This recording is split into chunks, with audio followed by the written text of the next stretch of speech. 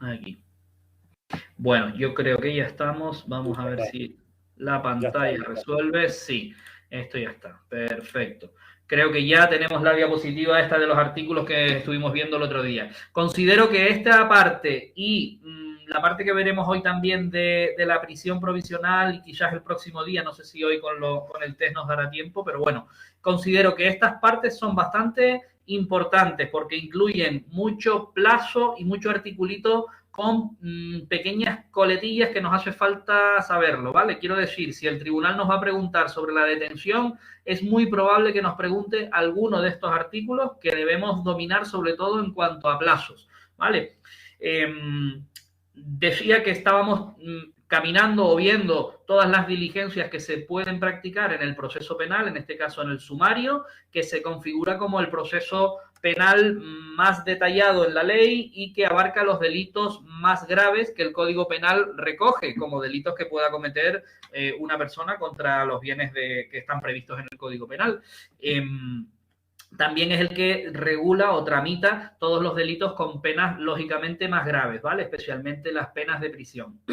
No quiere decir que sea el único procedimiento, ya sabemos que aparte de este proceso sumario, que también la ley lo sigue llamando ordinario, ¿vale? Pero bueno, nosotros ya lo denominamos sumario, tendríamos otros tipos de procesos que son especiales y no ordinarios, pues incluyendo el procedimiento abreviado, las diligencias previas, el juicio rápido con sus diligencias urgentes, algunos procesos que vimos al principio de estudiar, que van en base a las circunstancias personales del presunto autor, si es un aforado, si es una persona que pertenece a algún parlamento, gobierno, etcétera, o ejecutivo. Bueno, pues hay determinados articulitos que se le deben aplicar, o bien por el tipo de delito, si se comete con algunos medios, pues recordemos los cometidos a través de imprenta, pues tienen algunas especialidades y la ley, al ser tan antigua, los sigue contemplando como procedimientos especiales, ¿vale? Por último tenemos los delitos leves,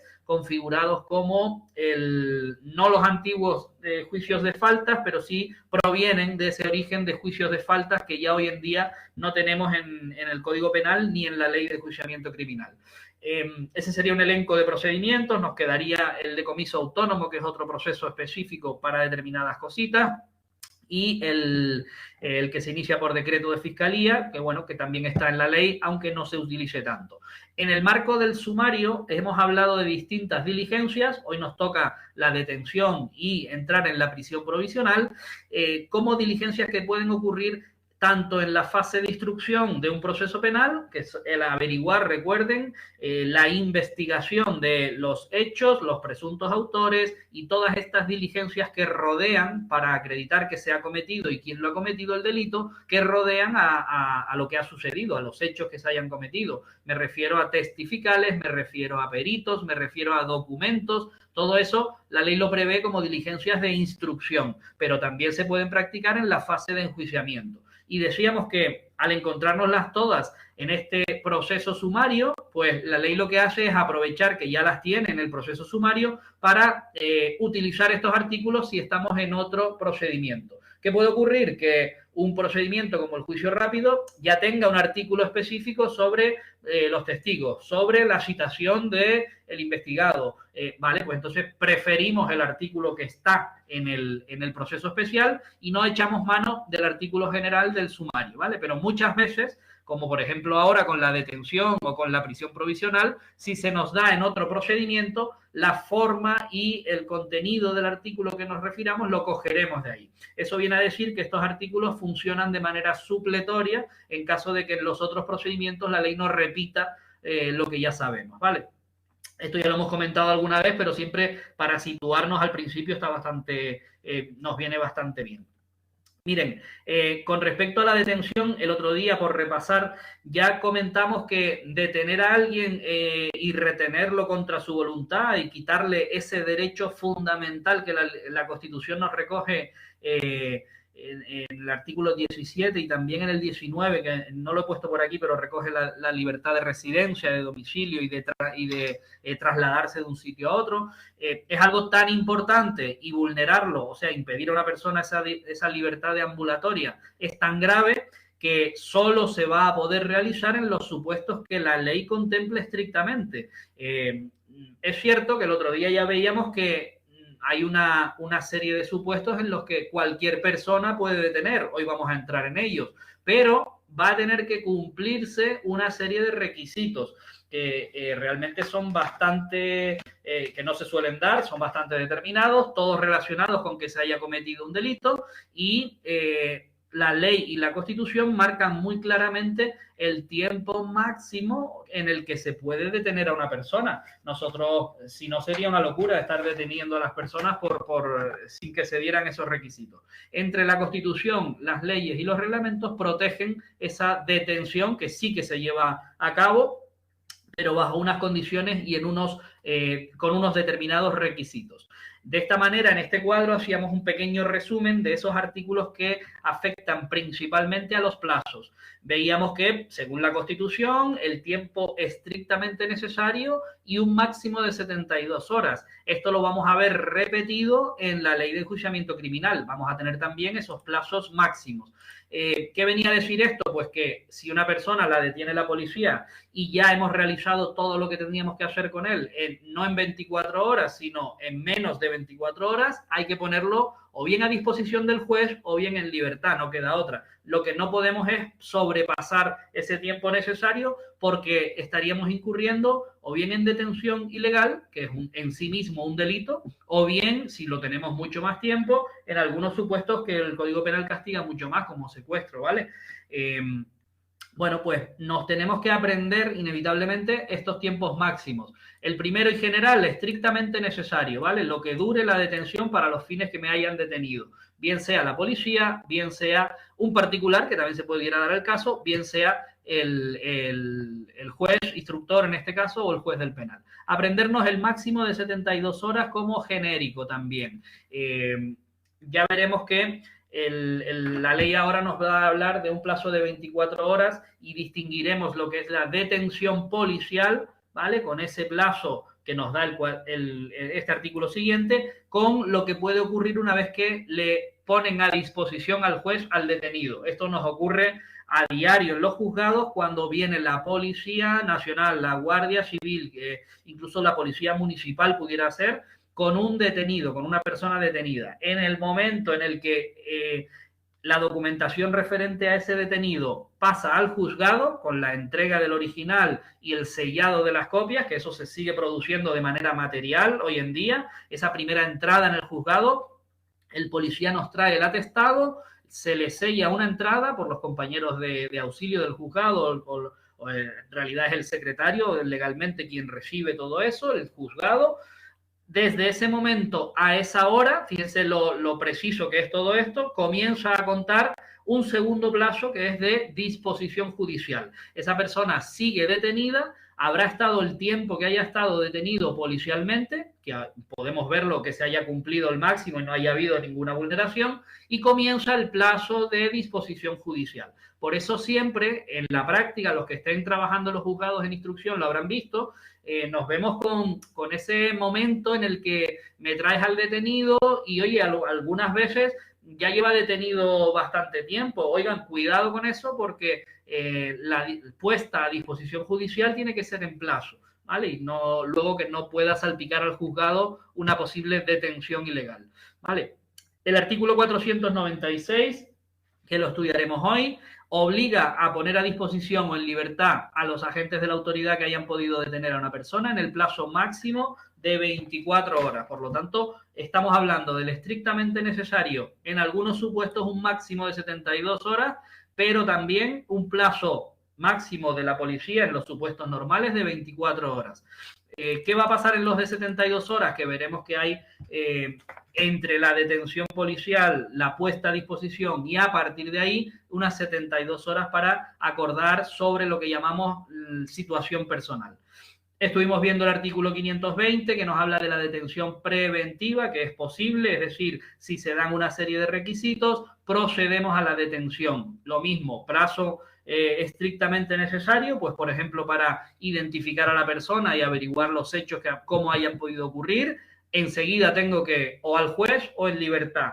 y plazo máximo total, por así decirlo, 72 horas. Vimos el 520 bis también, donde se amplía incluso 48 horas más ya en el juzgado, en los supuestos de banda armada, en los supuestos extremos de terrorismo. Si se dan estos hechos, banda organizada pues de mafia, de drogas o de armas o de prostitución se suelen dar estos casos, o de extorsión, por ejemplo, o terrorismo, pues gracias a Dios ya hace mucho que no nos encontramos con causas nuevas por este hecho, pero bueno, que siga así. Si se diera alguno, pues también se puede prorrogar 48 horas más, ¿vale?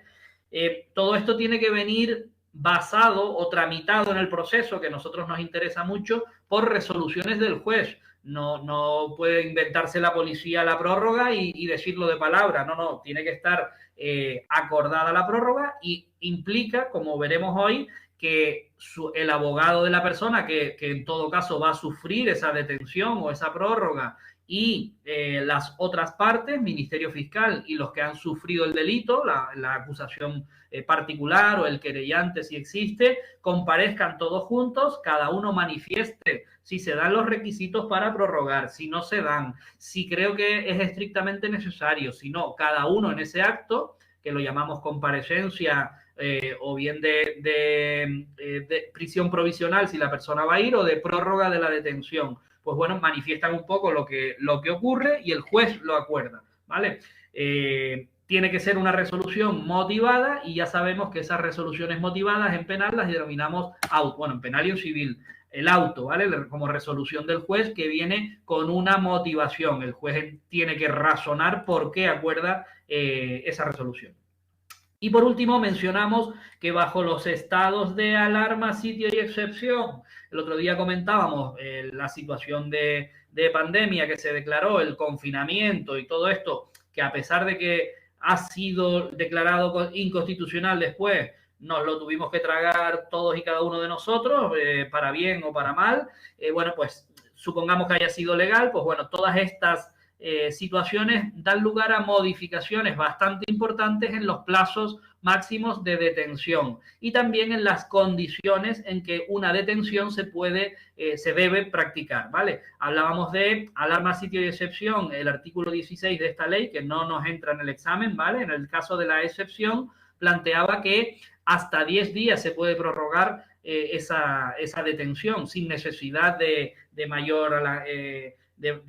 mayores matizaciones. Si se ha declarado un estado de excepción, por alguna causa grave será, y si en esa declaración de estado de excepción se recoge que la detención pueda durar hasta 10 días, se aplicará este artículo sin ningún problema.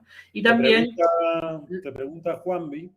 Sí, dime. El auto de prórroga debe de ser motivado. Sí, por norma, Juanvi, todos. Sabemos que los jueces dictan, ¿qué resoluciones dictan? Providencias, autos y sentencias, ¿vale?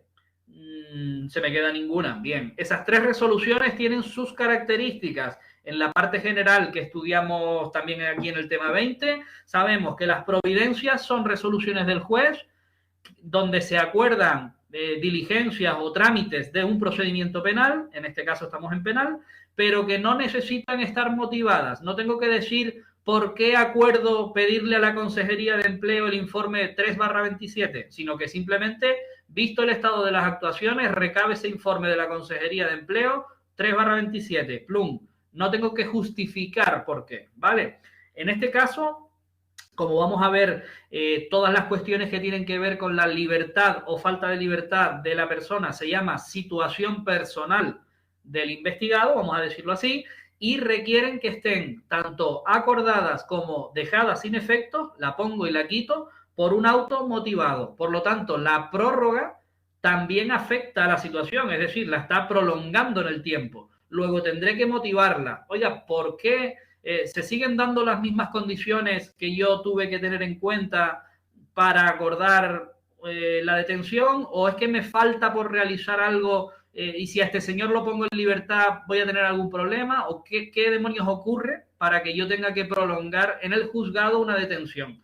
Pues bueno, pues todo eso tiene que estar motivado, sí señor, los autos, ¿vale? La sentencia se configura como la resolución más amplia o más importante y la diferencia con las otras dos es que pone fin al procedimiento, por lo menos en la primera instancia. Cuando nosotros dictamos una sentencia en el juzgado de lo penal, por ejemplo, en un juicio rápido que nos ha llegado, el juez del penal dicta su sentencia y aunque cabe poner un recurso contra esa sentencia, si no estoy de acuerdo, esa sentencia ya pone fin a lo que denominamos primera instancia. Ya la persona está o condenada a la pena que sea o absuelta, ¿vale? Otra cosa es cómo le vaya luego en el recurso que puede presentar ante la audiencia provincial.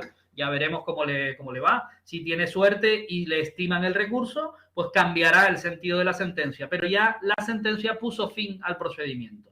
Diferencia entre autos y providencias, precisamente esa motivación. Cuando vimos civil, recuerden que también veíamos algunas providencias que eran mixtas y que requerían una sucinta motivación, una pequeña motivación, un resumen, una pequeña justificación. La ley nos lo tiene que decir cuando esas providencias son motivadas, aunque sea de manera sucinta o de manera resumida, ¿vale?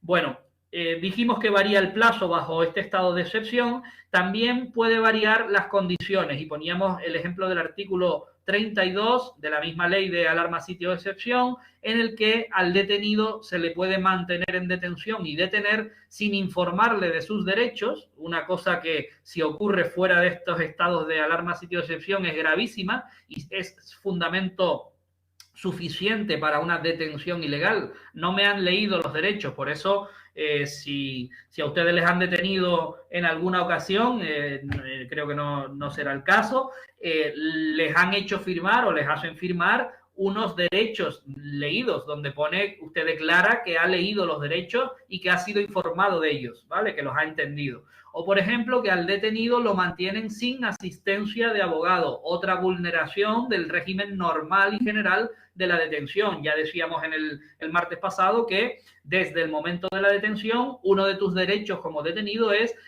ser asistido del letrado, incluso antes de la primera declaración policial. Esto fue un cambio que se hizo también y en defensa de la persona contra la que va el procedimiento, del detenido, se le da derecho a hablar con su abogado incluso antes de prestar la primera declaración en sede policial, en la comisaría, vamos, ¿vale? Bueno, teniendo esa visión de los plazos, que es importante, ahora nos volverá a salir, pasamos un poco a estudiar quién puede detener a alguien y cómo tiene que detener a alguien, ¿vale? La ley empieza nuevamente protegiendo a casi todo el mundo o a todo el mundo, diciéndonos una pregunta en negativo. ¿Quién puede ser detenido? En teoría tenemos que responder que nadie puede ser detenido y solo podemos detener a alguien cuando la ley nos lo dice, en los casos y en las formas en que las leyes lo dicen. Básicamente los artículos que vamos a estudiar ahora, más la Constitución con los plazos, ¿vale? La ley a continuación nos va especificando en función de la persona que puede detener. Si ustedes se fijan, 490, 491, 492 se refiere a los supuestos en los que bien una persona de a pie, como ustedes, como yo, como cualquier ciudadano que vaya por la calle, puede detener. Esto es una de las cuestiones que más nos chocan, porque nosotros siempre hemos pensado que la detención es la policía, viene la policía y te detiene. Pero miren, cualquier persona como buen ciudadano, vamos a imaginarnos, puede actuar. Los supuestos en que puede actuar una persona y detener a alguien, que sí, realmente supone por la fuerza cogerle y impedir que se vaya de ese lugar, por lo tanto, pues bueno, si ustedes son más fuertes o menos fuertes, lo cogerán por el brazo, si saben alguna técnica de reducción de la persona, pues lo reducirán, si les ayuda a otro testigo que esté por ahí, pues entre los dos lo mantendrán ahí agarrado o incluso lo meterán en un cuarto para que no salga. Cada caso llevará su imagen, ¿verdad? Pero bueno, se pueden dar y se dan. En las películas lo hemos visto mucho y a lo mejor ustedes lo han visto en la realidad. Yo he visto algunos casos y el ejemplo más de andar por casa es cuando en cualquier centro comercial ven corriendo ustedes pues al segurita o a varias personas y placan a uno, lo tiran ahí al suelo, se arma un pitote y lo tienen ahí detenido o retenido, ¿verdad? Bueno, pues a ese caso es el primero que nos vamos a referir cuando hablamos de cualquier persona.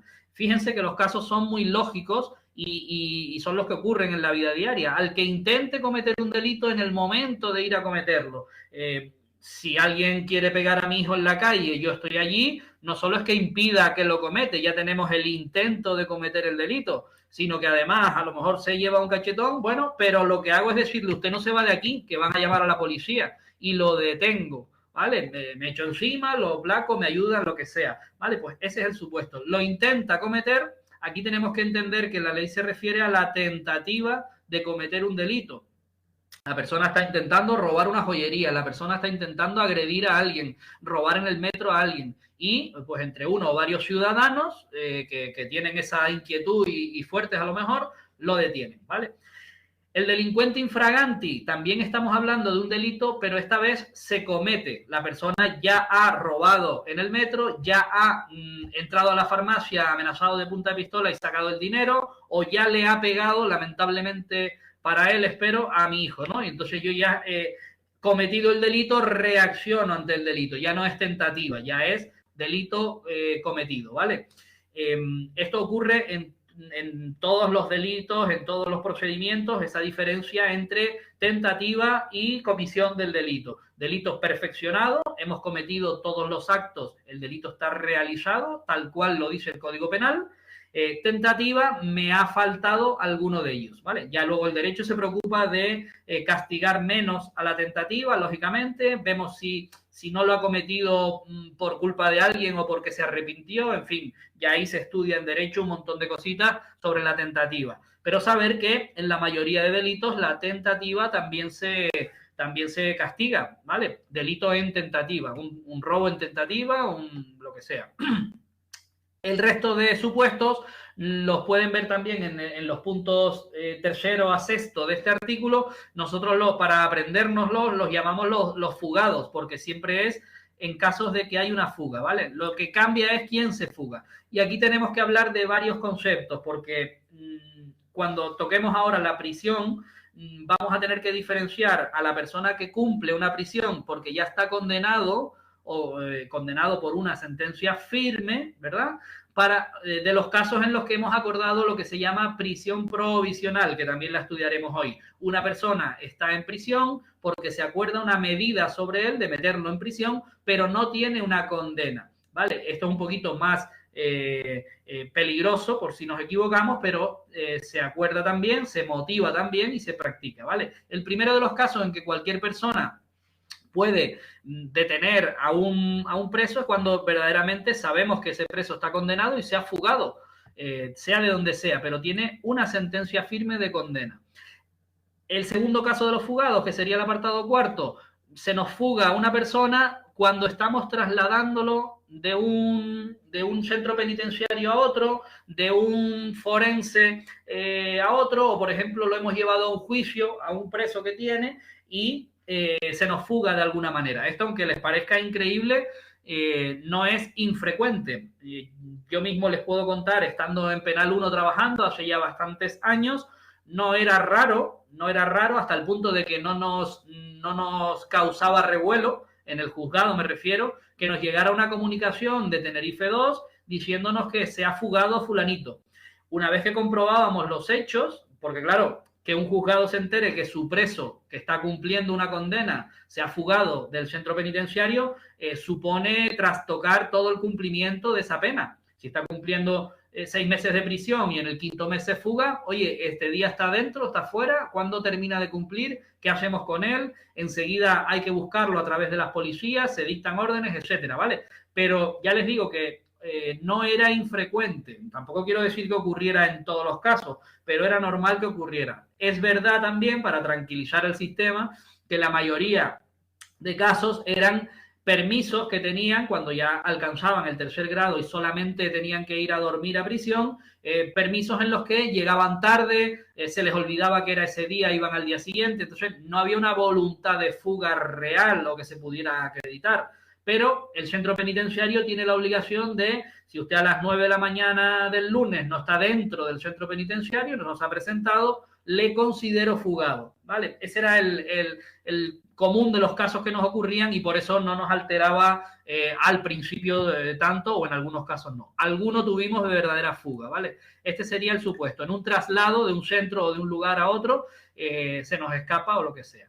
El tercer supuesto es durante el traslado, o sea, en pleno traslado. Este es cuando va a ser trasladado, este es ya durante el traslado. Pues supuesto ya un poco más enrevesado, en un semáforo de la furgoneta o del coche policial o del vehículo que se utilice para el traslado, se da la fuga, no estaba bien esposado, han cometido una negligencia los agentes que lo trasladaban y le han bajado a desayunar en la cafetería y se escapa corriendo durante el traslado, ¿vale? Sería el punto quinto, al ser conducido al establecimiento o lugar mencionado anteriormente.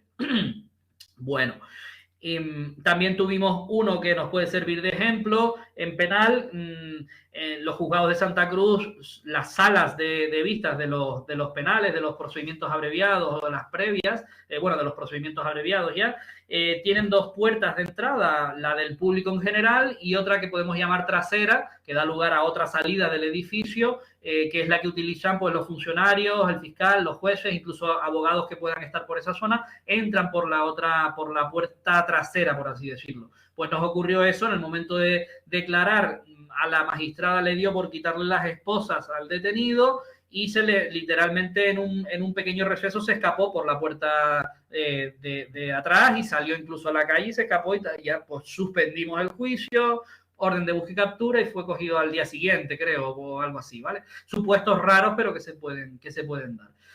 En el último punto, vale, el sexto, perdón, se fuga estando detenido o preso, pero no, o preso preventivo, es decir, detenido o preso, pero sin causa condenada, sin condenatoria. En estos casos, pues bueno, también se da en las primeras partes de los procedimientos, en la instrucción, el detenido se escapa, pues de la misma manera, en supuestos más o menos rocambolescos, o bien un preso preventivo, que es lo que vamos a estudiar a continuación. Se ha acordado esa medida de ingreso en prisión, pero de manera provisional o preventiva, antes de que exista una condena. Pues lo mismo, se activan esas órdenes de búsqueda y captura y cualquier persona, que es lo que nos interesa ahora, cualquier persona sin ninguna titulación ante ningún cargo de policía ni nada, procede y lo hace bien a su detención.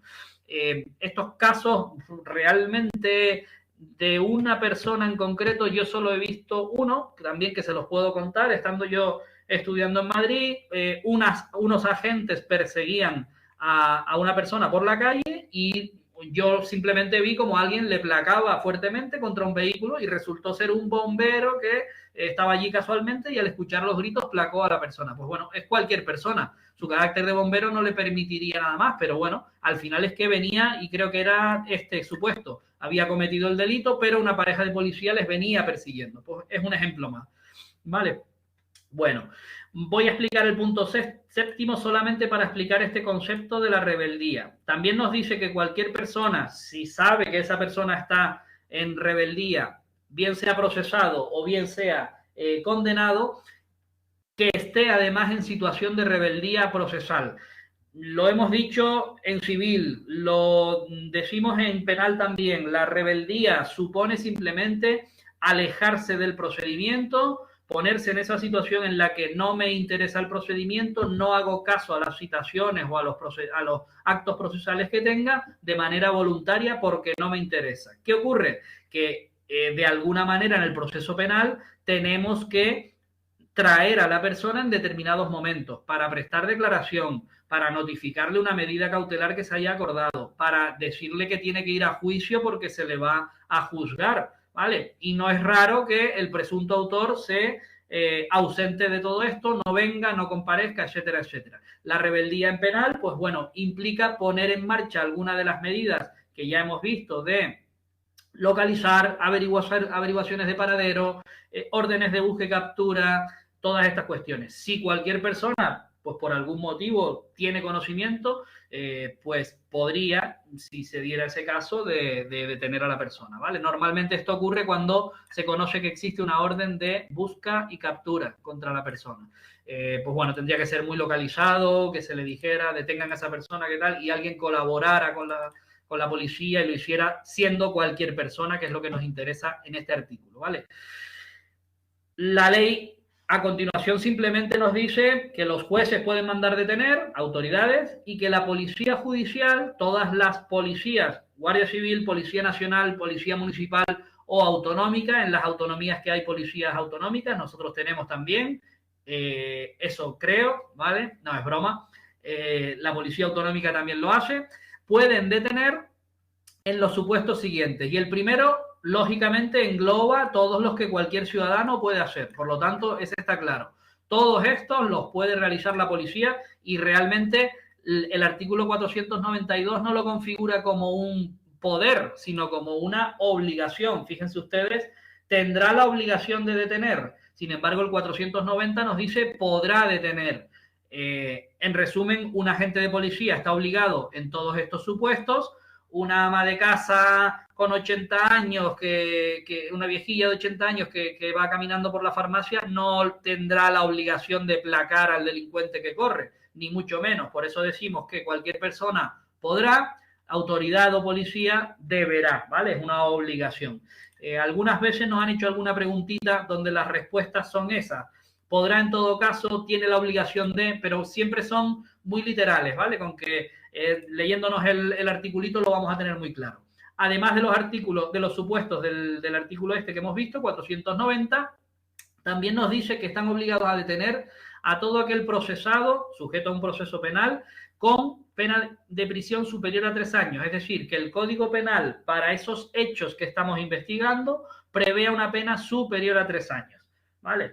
Si la pena que contempla el Código Penal es menor, podrá o deberá detenerlo, deberá detenerlo si el agente de policía o el juez comprueban o prevén o presume, dice la ley, pero presumir es mucho presumir, tienen indicios, vamos a decir, de que no va a comparecer cuando se le cite. Pues la persona ya ha fallado varias veces a los llamamientos, le intentan localizar en comisaría o en el juzgado y no viene, nos da domicilios y al ir a buscarlo o citarlo no comparece tampoco, o bien es una persona que tiene bastante facilidad de abandonar el país porque o bien es extranjero o tiene distintos familiares extranjeros, se puede ausentar. Bueno, pues en esos casos podremos detenerlos aunque la pena que pida el Código Penal sea inferior a esos 3 años de prisión.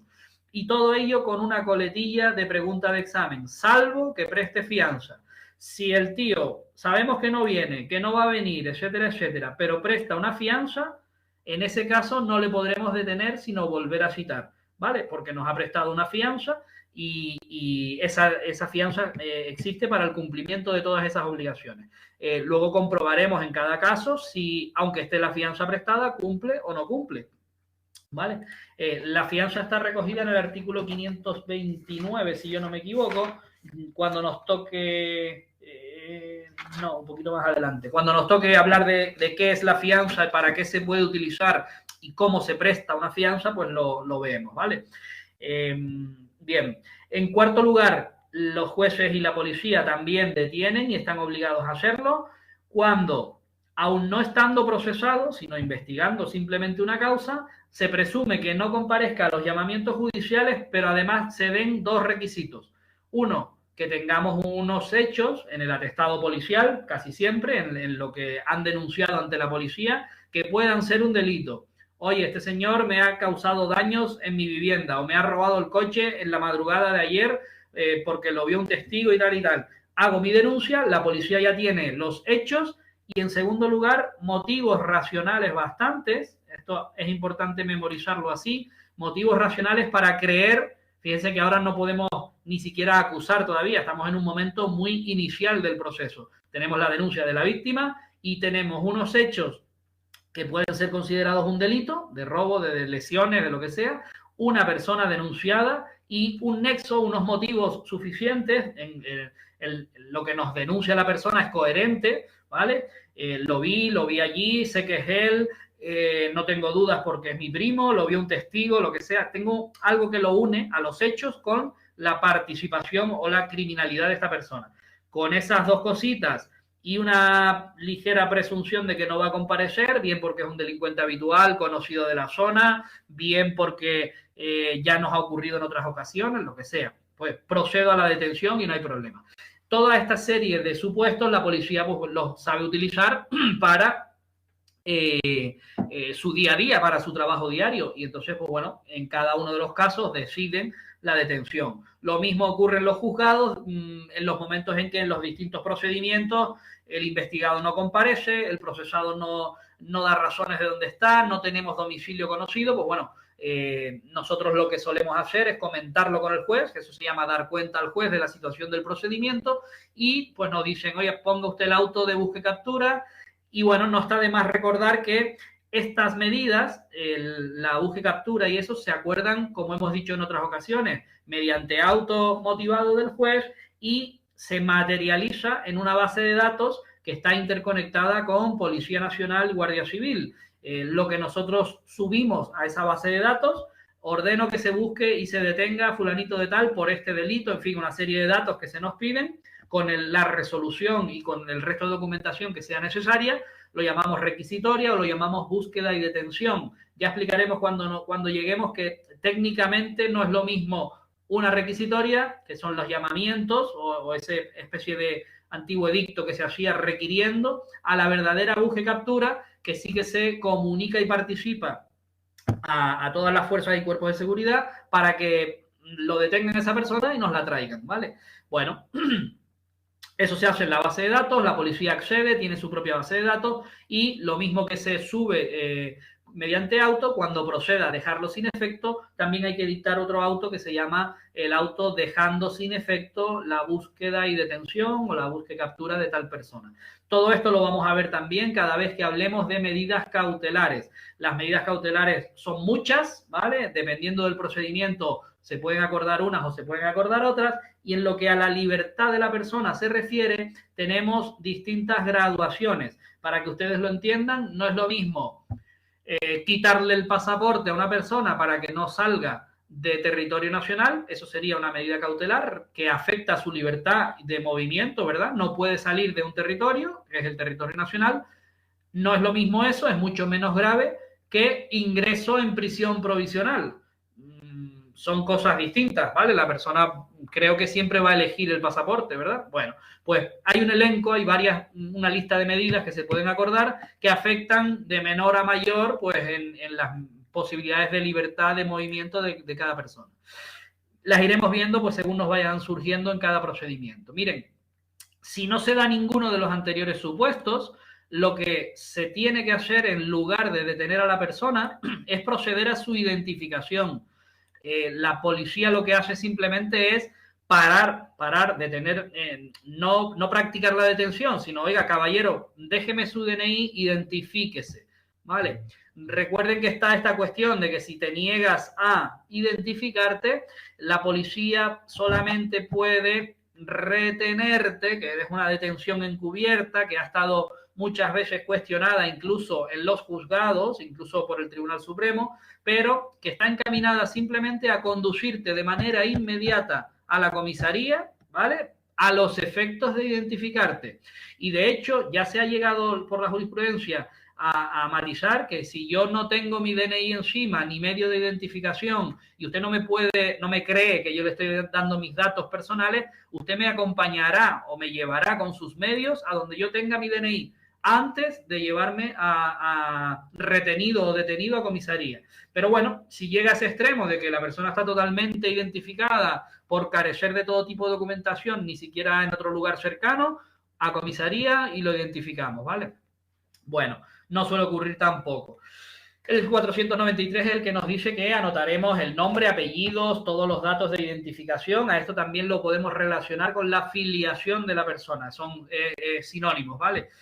Filiar a una persona supone averiguar completamente su identificación mediante nombre, apellidos, domicilio y otras circunstancias que casi siempre ya con las nuevas tecnologías la policía ya a golpe de consulta telemática lo tiene, ¿vale? Ya con una simple matrícula de vehículo la policía comprueba a quién pertenece y datos de ellos y es su trabajo, ¿vale?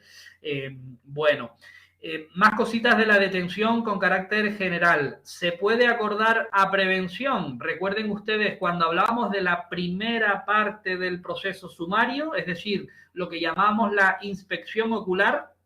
está en el primer capítulo de este título. ¿Verdad que hablábamos de que el juez podrá acordar las medidas a prevención que estime convenientes? Era el supuesto en el que el juez, ante un asesinato grave, ante un delito de sumario muy grave, decidía acudir para practicar las primeras diligencias al lugar de los hechos. Ya decíamos que esto no era frecuente, pero que se podía dar. Pues en ese momento es donde puede, a prevención, acordar la detención de la persona, pues como sospechoso, como investigado, lo que sea. ¿Se puede acordar como prevención? Sí. ¿Y cómo lo justificamos? Con este artículo, el 494, que expresamente nos lo hace, y lo relacionamos con el artículo 13, que nos habla de las diligencias a prevención.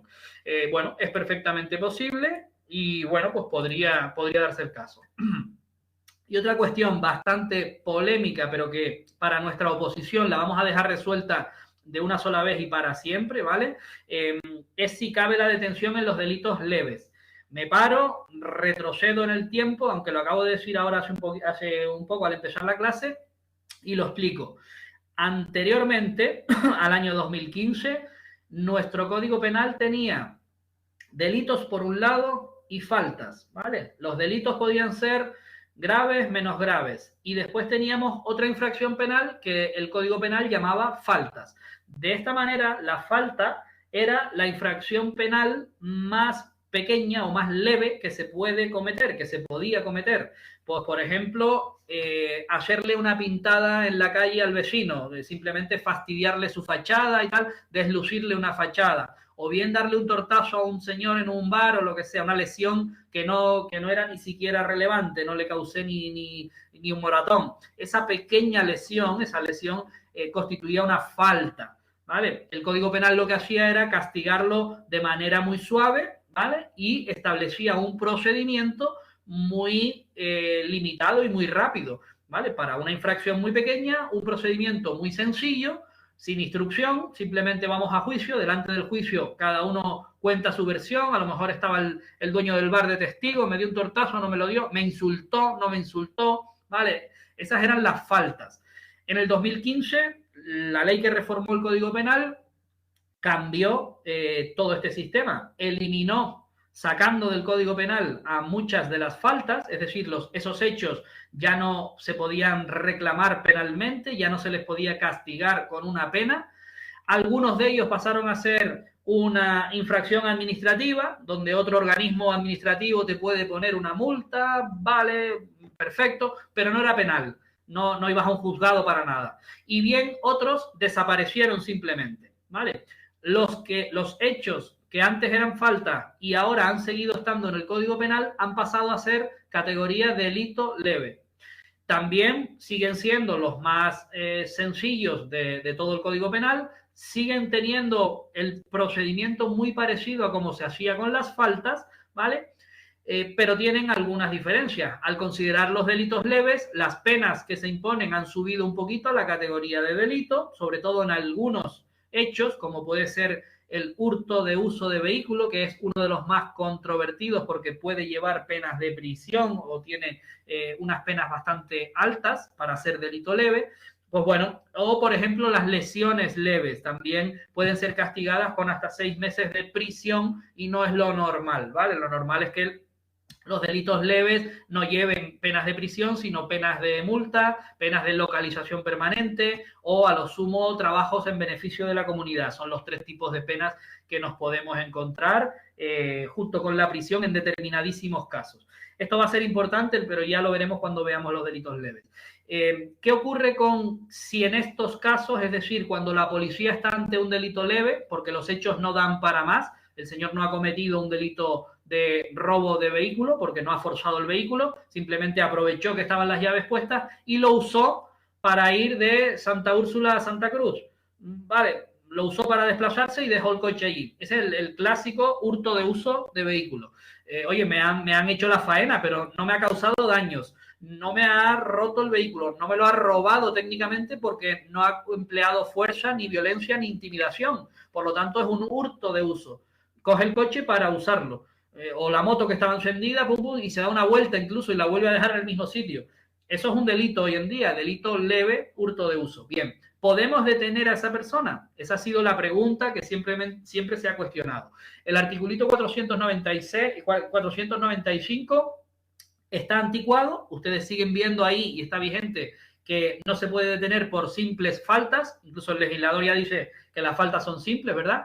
Ahí debemos entender que habla de delitos leves, porque la reforma así lo dijo, donde se hable de faltas debemos entender delito leve. Bien, pero nos da una coletilla que es la pregunta del examen, nos dice, a no ser que el presunto reo no tuviese domicilio conocido ni diese fianza bastante. Dos requisitos, no tiene ni aporta ni se consigue domicilio conocido y no presta fianza bastante, ¿vale? ¿Quién va a categorizar esto? ¿Quién va a resolver? ¿El policía que esté actuando o el juez?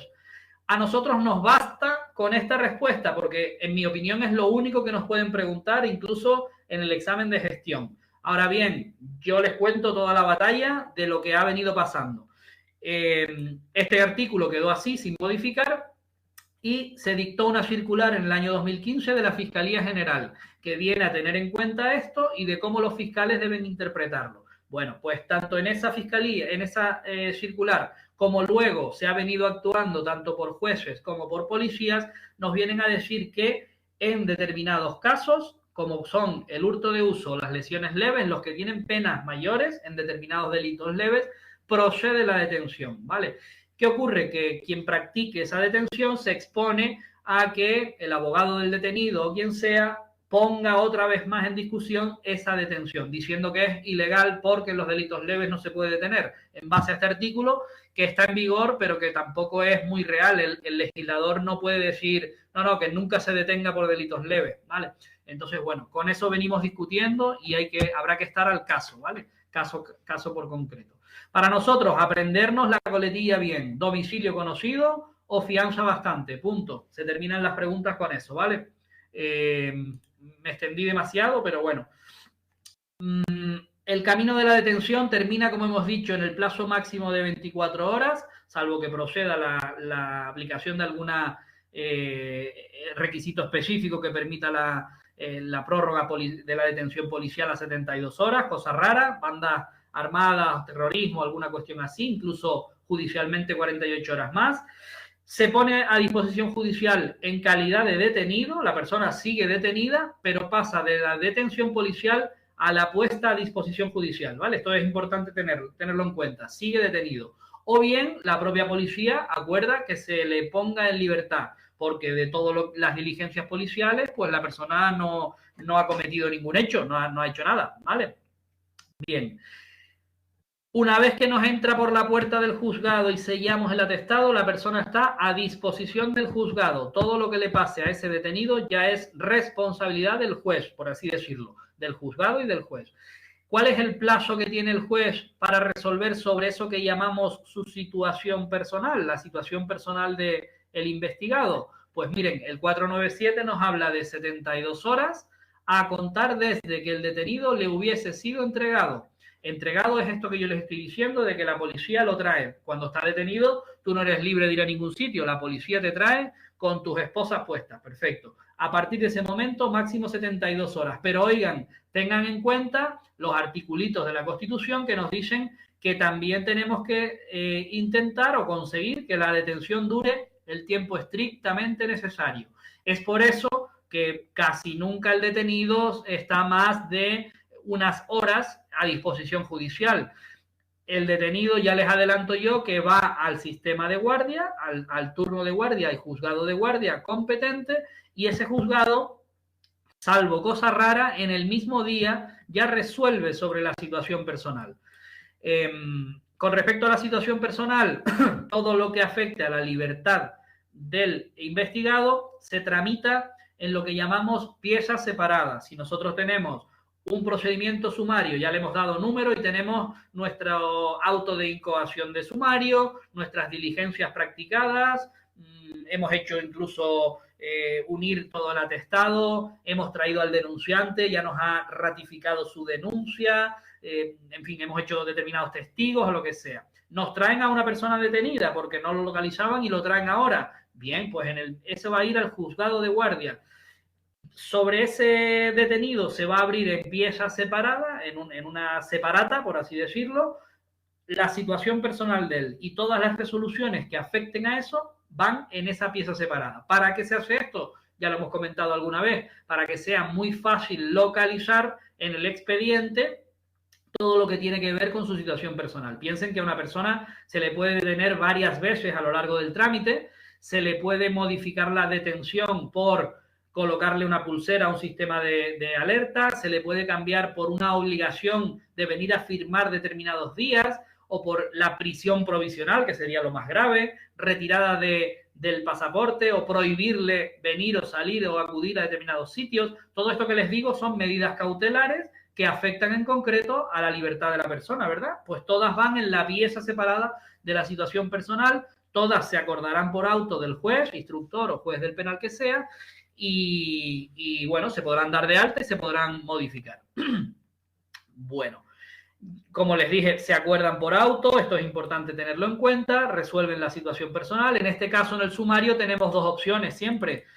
O lo ponemos en libertad o lo mandamos a prisión provisional porque así se acuerde, que es donde vamos a entrar ahora en qué es y cómo se tramita la prisión provisional. Tengan cuidado con este articulito, el artículo 501, que es donde parece que se volvió loco el legislador, porque fíjense que al resolver que se acuerda una prisión o que se pone en libertad, es decir, una vez que me han puesto a disposición del juzgado, yo resuelvo, si lo dejo en libertad o lo mando a prisión provisional, dice que se comunicará ese auto al Ministerio Fiscal o la situación, ¿no? Dice, pondrá en conocimiento del Ministerio Fiscal. Nosotros ya hemos estudiado que los autos se notifican. No cabe en este caso al Ministerio Fiscal comunicarle. ¿Qué quiere decir? Que le llamo por teléfono y le digo que ha pasado a libertad o que ha pasado a prisión provisional. No se entiende mucho, salvo lo que ahora les voy yo a decir. Y luego sí que nos dice que se notifica al querellante si existe y también al propio procesado. Pero el remate final viene ahora, porque el artículo nos dice, se le hace saber que podrá pedir la palabra o por escrito la reposición del auto. Totalmente loco ya, porque nosotros, primero, reposición es un recurso civil, ¿verdad? Solo cabe en penal contra las resoluciones del letrado de la administración. Pues bueno, nos ponen ahí una especie de reposición, cuando sabemos que el recurso equivalente es recurso de reforma. Vale, pero además nos añade que lo haga pidiendo la palabra. Bueno, ¿qué sentido puede tener este artículo? Pues el sentido del donde vamos a entrar ahora. La prisión provisional se acuerda previa a una comparecencia. Tenemos que hacer un acto formal llamando a todas las partes del proceso, llamando al Ministerio Fiscal, a los abogados de las partes, a la propia persona que va a sufrir en su caso, prisión provisional, y tenemos que tramitarla, tenemos que hacer esa comparecencia donde las partes pueden hablar y decir, no procede la prisión provisional, sí procede, los motivos son estos, el Ministerio Fiscal hace su informe, bien, y en base a todo lo que se hable en esa comparecencia, se resuelve por el juez o por el magistrado. Si lo vemos desde esa óptica, desde la óptica de que se hace in situ, ahí sí tiene algo de sentido darle la palabra, que de hecho es lo que se hace, le damos la palabra, la última palabra de ese acto al procesado o al investigado. Pero bueno, lo del recurso sí que tenemos que entender que ahí, al que nos hable de reponer el auto, reponer en términos generales viene a decir cambiar el sentido de. Yo me acuerdan una prisión provisional y yo quiero recurrir, ¿vale? Pero casi siempre el recurso que va a caber ahí es reforma o apelación. Por eso aquí se los hemos aclarado para que aunque ustedes vean el articulito, entiendan por qué el legislador lo hace ahí. No es que se haya vuelto loco, sino que lo hace con la vista puesta en esa comparecencia de prisión provisional, ¿vale? De todas formas, 99,9 seguro de que si nos preguntan del artículo 501, primero nos van a decir que se trata del artículo 501 y segundo, las respuestas van a ser el literal de la ley, con lo cual vamos a saber exactamente, aunque oigamos ahí, y no nos van a poner mezclado lo de pedir la palabra con interponer recurso, ¿vale? Sería una pregunta que se podría anular fácilmente, ¿vale? Bueno, No sé si me explico el sentido donde quería llegar. Seo, no sé si tenemos muchas, hoy siendo jueves, ¿cómo vamos? Sí, 10 minutitos más yo creo que puede meterle. Bueno, pues vale, pues simplemente introducimos un poco la prisión provisional. Bueno, prácticamente ya hemos ido dando pinceladas. Frente a la detención, que tiene obligatoriamente los plazos inmediatos o muy rápidos, ¿vale? Para ponerlo a disposición judicial o en libertad, incluso si es el juez también, aunque agote por alguna razón los 72 horas, tiene que resolver eso. La prisión provisional supone una medida cautelar, como hemos dicho, que acuerda el ingreso en prisión, y la ley, el derecho nos habla del sospechoso de cometer o participar en un delito. ¿Qué ocurre? Que al ser una medida de las más graves que se pueden acordar y que vulnera aparentemente el derecho de libertad de la persona por tan solo basándonos en unos hechos y una apariencia de que tenga participación, la ley nos marca un montón de requisitos que se tienen que dar, además de esa comparecencia del artículo 505 que acabo de referir, donde se tiene que practicar esa comparecencia y tiene derecho de defensa a la persona. Bueno, primero de todo, el juez debe considerarla necesaria, y ahora vamos a ver que nos añade otro artículo que la debe considerar como única medida. No tiene que haber otra medida que se pueda acordar, sino la prisión provisional. También tiene que cumplir una serie de requisitos que nos los dan los artículos 502 y 503. En primer lugar, que objetivamente sea necesaria y no haya otra medida, dice la ley, menos gravosa para la libertad. Bueno, si el juez entiende que para que el señor no se fugue del procedimiento, para que el señor, como dice el artículo 503, no altere las pruebas y podamos investigar la causa, etcétera, etcétera. Nos basta con prohibirle acudir al término municipal de La Laguna y que eso lo va a cumplir y no va a haber problema, o por ejemplo, con obligarle a firmar ante el juzgado todos los lunes hasta que se cambie esa medida, pues con eso yo ya consigo que él esté presente. Bien, pues no puedo, en ese caso no puedo acordar la prisión provisional. Ahora bien, si yo por cualquier causa, siendo el juez, después de la comparecencia que les estoy hablando, entiendo que no, que se me va a ir, que desde que lo deje libre, porque está detenido, desde que lo deje libre va a ir a vengarse de la víctima y le va a causar lo va a matar, prisión provisional. ¿Vale? Está prevista para esas situaciones en las que el juez entienda que no puede acordar otra cosa. El resto de requisitos nos los dice el 503. ¿Para qué casos puede acordarse? Cuando el hecho que estuvimos investigando, el Código Penal de manera genérica le dé una pena o le atribuya una pena superior a los 2 años de prisión. ¿Recuerdan el caso de la Pantoja? Ahí tenemos el límite de la prisión, para que no se nos olvide en el examen. 2 años de prisión. ¿Se puede meter en prisión a alguien con una pena objetiva de Código Penal inferior? Sí, solo en el caso de que el investigado tenga antecedentes penales.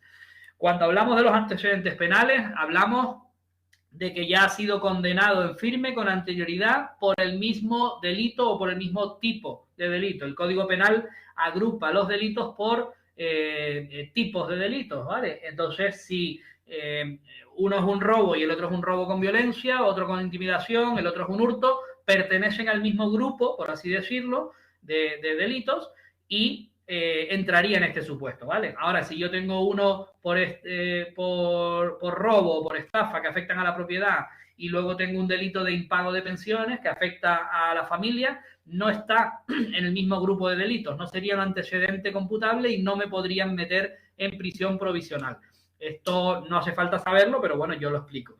Y del mismo modo, este señor ya tenga antecedentes anteriores. Nos habla siempre de delitos dolosos.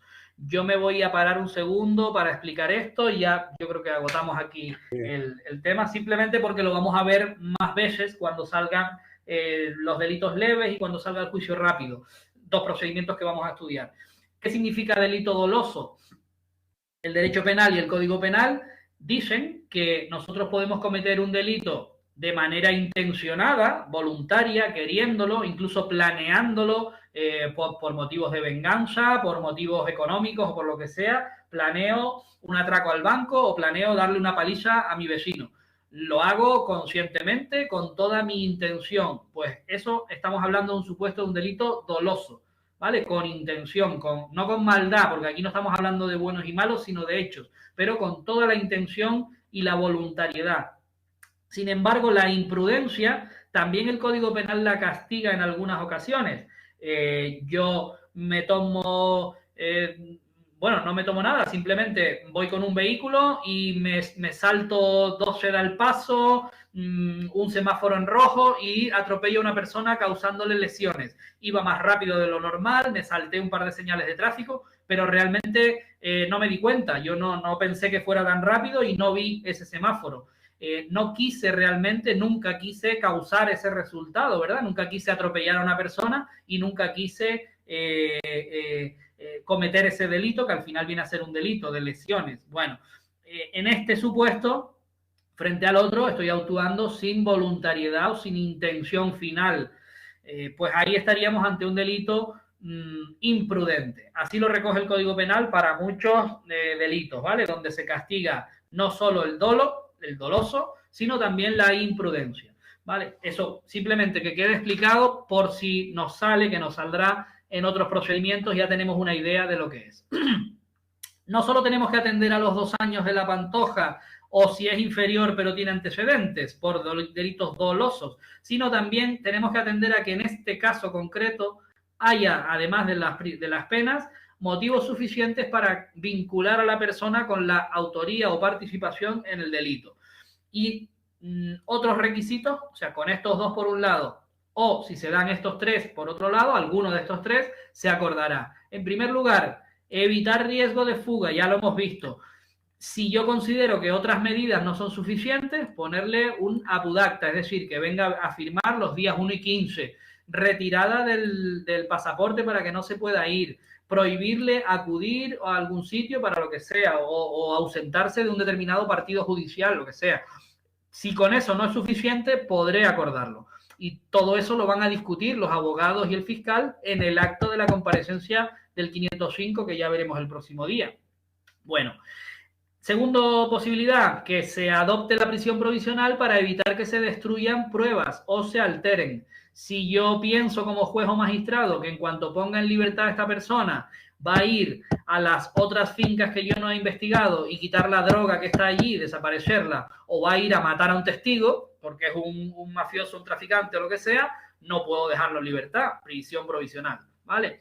Si el último requisito es evitar que actúe contra los bienes jurídicos de la víctima. En vez de matar al testigo, lo que va a hacer es ir y matar directamente a la víctima. O bien causarle más daño por haberle denunciado. O bien romperle la casa porque le ha denunciado o por lo que sea. O terminar de cumplir el delito contra ella o contra él porque no lo había terminado.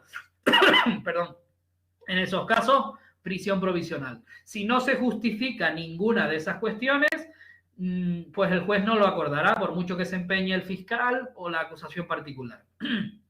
Bueno, esto ya lo hemos puesto y yo creo que el próximo día entramos en la duración de la pena, los supuestos que tenemos y los plazos, que va a ser también muy importante. Les aviso que esto, lo ideal es estudiárselo en un cuadrito que yo les voy a poner también aquí en una diapositiva, tanto dependiendo del delito, la duración es tanto. Y la prórroga es cuánto, ¿vale? Nos aprenderemos esos 3 plazos, que es lo que nos suelen preguntar.